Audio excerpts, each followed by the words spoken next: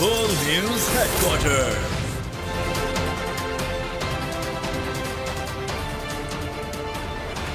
अस्सलामुअलैकुम, आप देख रहे हैं बोल न्यूज। मैं हूं आमना खटाना। मैं हूं मुदस्सर इकबाल और मैं हूं आपके साथ वरीशा जुल्फिकार। हेडलाइंस आप जान चुके हैं, आज खबरों में बात होगी।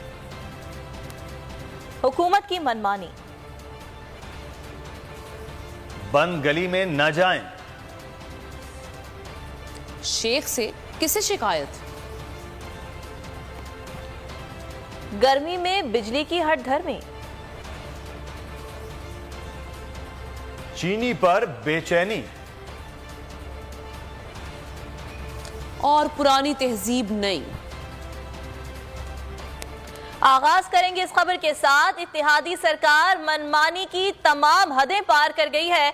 अदलिया पर ताबड़तोड़ हमले, फैसला तस्लीम करने से इनकार और अब दबाव डालने का नया हरबा अपना लिया। हुक्मरान इत्तेहाद ने सुप्रीम कोर्ट के फैसले के खिलाफ आज कौमी असम्बली में करारदाद लाने का ऐलान कर दिया। वजीर आजम हाउस में इत्तेहादी जमातों के इजलास में प्रोपेगेंडा पर इत्तेफाक पाया गया। नवाज शरीफ और आसिफ जरदारी बजरिया वीडियो लिंक शरीक हुए। आज भी शहबाज शरीफ की सरबराही में बैठक लगेगी। इजलास में हिकमत अमली को हतमी शक्ल दिए जाने का इम्कान है। इजलास के इख्तिताम पर मुश्तरका जारी किया जाएगा।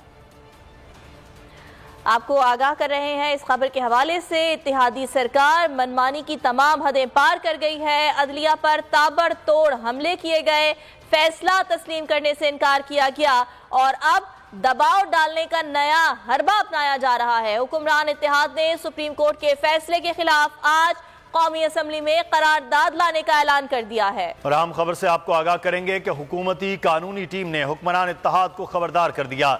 जजेस के खिलाफ रेफरेंस लाए तो वकला इकट्ठे हो सकते हैं, एक कानूनी टीम की जानिब से कहा गया। रेफरेंस आया तो सारे जजेस भी इकट्ठे हो जाएंगे।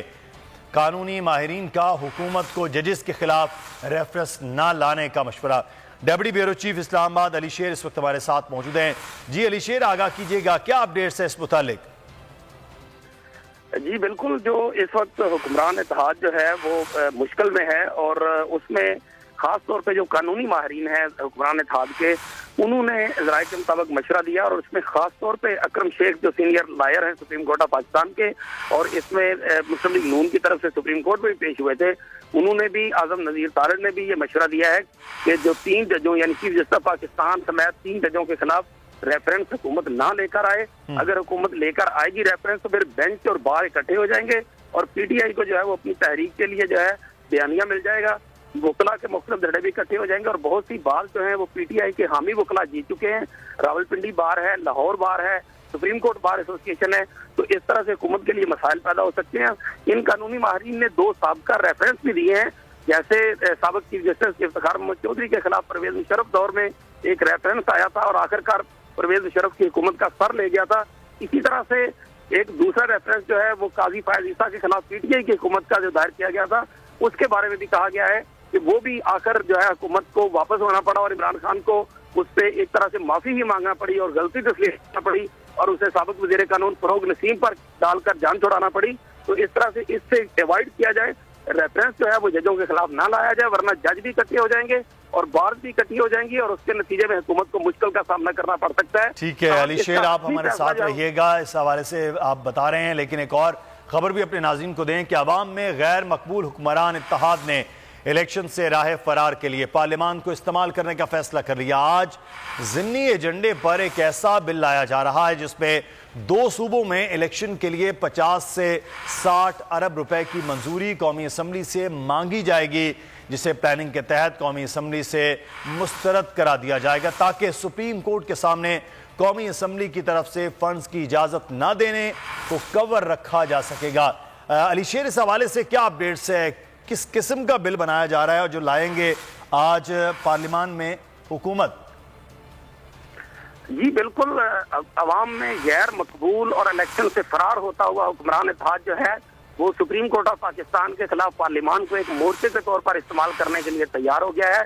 यहाँ तो पहले करारदाद और तकरीरें और वो सब कुछ तो हो ही रहा था, करारदाद भी मंजूर की गई, आज फिर एक करारदाद मंजूर की जा रही है, लेकिन प्रैक्टिकल स्टेप जो लिया जा रहा है हुक्मरान इत्तेहाद की तरफ से, अभी पार्लियामेंट के जराये में जो कानून साजी के मामला को डील करते हैं, वहां से हमें बताया गया है कि एक ऐसा बिल आज ज़िमनी एजेंडे के तौर पर लाया जा रहा है जिसमें 2 सूबों में इलेक्शन के लिए 50 से 60 अरब रुपए मांगे जाएंगे, लेकिन उस बिल को प्लानिंग के तहत, मनसूबाबंदी के तहत जो है वो कौमी असम्बली से रिजेक्ट करा दिया जाएगा। और फिर जब इलेक्शन कमीशन को पैसे नहीं दिए जाएंगे तो इलेक्शन कमीशन 11 अप्रैल को सुप्रीम कोर्ट को रिपोर्ट दे देगा कि पार्लियामान ने मंजूरी नहीं दी, जिसकी वजह से उन्हें बजट नहीं मिला। जब हुकूमत को नोटिस किया जाएगा सुप्रीम कोर्ट की तरफ से, तो उसके बाद सुप्रीम कोर्ट के सामने यही बिल रख दिया जाएगा कि चूंकि मुआशी सूरत हाल बहुत बुरी है, इस वजह से जो पार्लियामान है उसने इलेक्शन के लिए जो मतलूबा फंड्स हैं उनकी मंजूरी नहीं दी, इसलिए हम जो है ये फंड हम नहीं कर सकते। और इस तरह से इलेक्शन से फरार का एक रास्ता जो है वो कौमी असम्बली ऑफ पाकिस्तान की तरफ से निकाले जाने की प्लानिंग की जा रही है। ठीक है, बहुत शुक्रिया अली शेर हमें तफसीलात से आगाह करने के लिए। हिम्मत है तो 3 जजों के खिलाफ रेफरेंस ला कर दिखाएं। शेख रशीद ने हुकूमत को चैलेंज दे दिया, कहा नवाज शरीफ और मरियम नवाज के सिवा कोई रेफरेंस लाना नहीं चाहता। विफाकी काबीना के मिनट सामने लाएं, मालूम हो जाएगा उनके पास बेहतरी का कोई मंसूबा नहीं है, इलेक्शन में जाने के काबिल नहीं है। मुखालिफिन की बेवकूफ़ी से इमरान खान की मकबूलियत में इजाफा हो गया। अगर हिम्मत है, अगर कलेजा नहीं फटना तो रेफरेंस लाओ 3 जजों के खिलाफ। ये सिर्फ मरियम साहबा और नवाज शरीफ चाहते हैं कि रेफरेंस आए, सारी पार्टी रेफरेंस नहीं चाहती। अदलिया के खिलाफ अगर काबीना ने फैसला दिया है तो मिनट्स आउट करें, जराए के जरिए टीवी पे खबरें मत चलाएं। उन्होंने किसी के खिलाफ फैसला नहीं दिया, उन्होंने ये कहा है कि आप 90 दिन में इलेक्शन कराएं और इनकी सियासी माँ मरी हुई है। और खबरों में आगे देखिए चीनी की कड़वाहट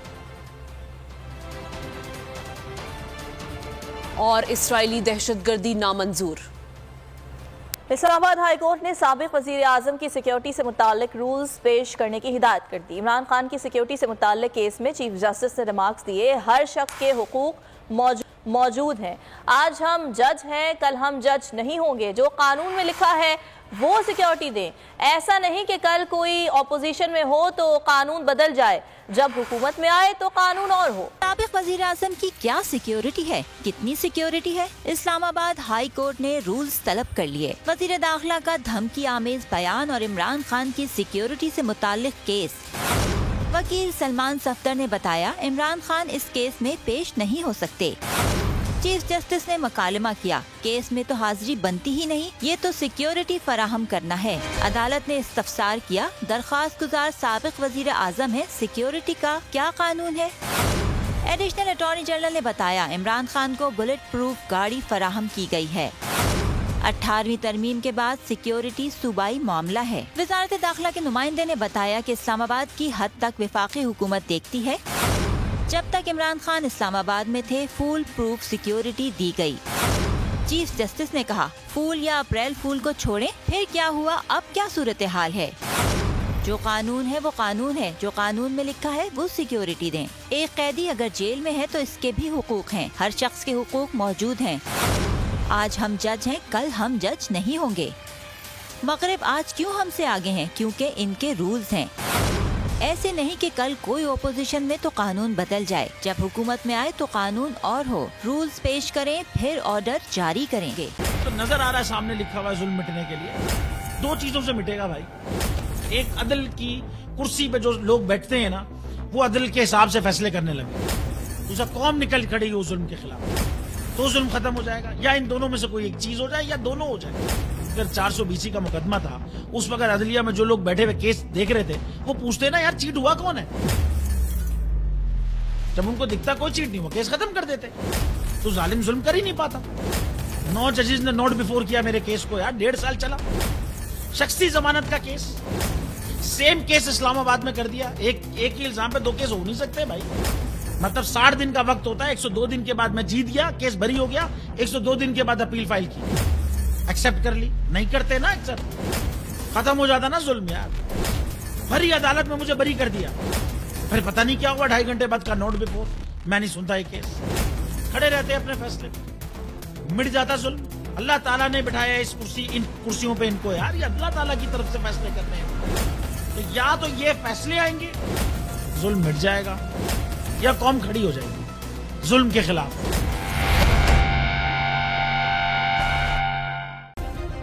सब्सक्राइब करें और बेल दबाएं ताकि कोई खबर रह न जाए।